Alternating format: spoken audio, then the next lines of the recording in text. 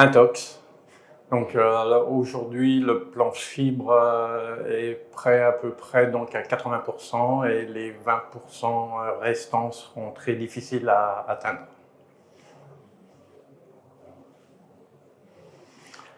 Non. La qualité et la rapidité sont antagonistes. Si on veut faire de la qualité et respecter les règles de l'art, il faut du temps. Et voilà, donc c'est pourquoi c'est pas possible de concilier déploiement rapide et qualité. Donc,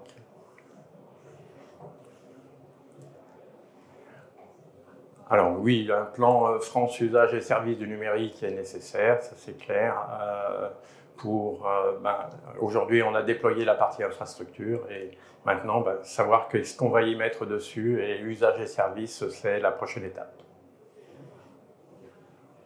Alors, modo oui, sans aucune hésitation.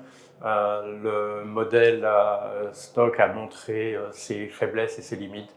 Et si on veut de la qualité, c'est indispensable d'avoir des entités qui sont rémunérées à leur juste valeur, qui respectent les règles de l'art et qui soient bien formées. Donc ça, c'est quelque chose d'impératif et l'opérateur d'infrastructure dispose, je dirais, de toutes ses capacités. Alors, les usages de services numériques représentent-ils les services publics? Oui et non.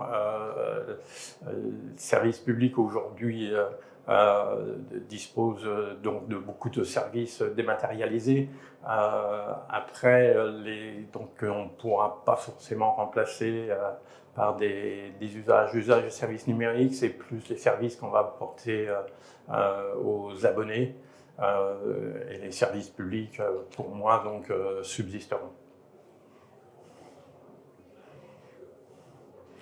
Alors, la solution problématique environnementale des territoires, non, pas complètement.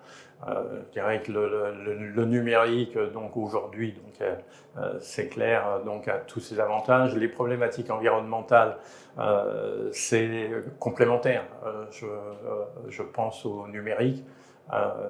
On voit aujourd'hui que ces problématiques environnementales sont de plus en plus vitales et stratégiques dans notre vie de tous les jours, et c'est vrai aussi dans les réseaux télécoms.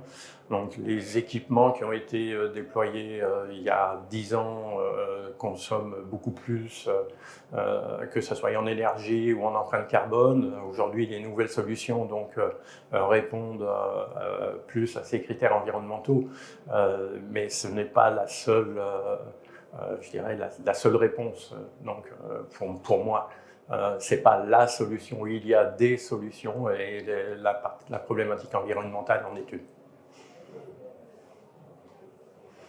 Alors là, définitivement non.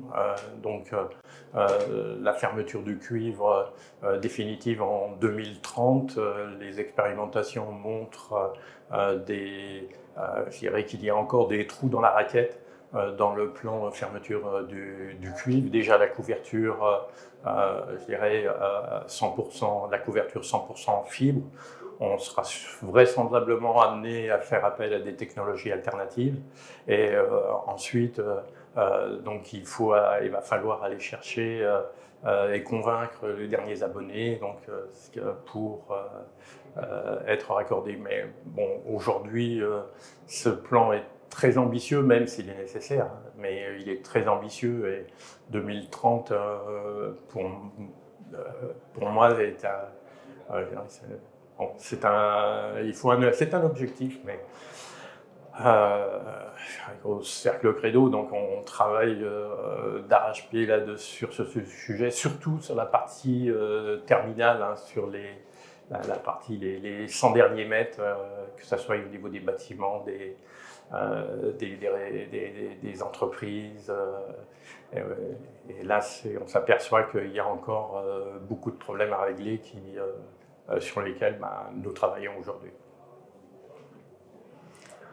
Ben, je dirais très belle initiative d'altitude, très originale, donc c'est intéressant et je pense que bon, c'est un petit peu, je ne vais pas dire stressant, mais bon, c'est intéressant de voir un petit peu la position de chacun sur ces sujets-là qui sont très importants, plutôt que d'avoir je dirais une vision je dirais autour de tables rondes ou autres où chacun s'exprime, donc en essayant de se mélanger. Donc, bon, je dirais que l'avantage, je dirais pour nous, moi en tant que délégué général du Cercle Credo, on est une association indépendante hein, d'intérêt général. Donc, bon, je pense qu'on peut se permettre de dire je dirais ce qui en est réellement de la situation sans aucune ambiguïté.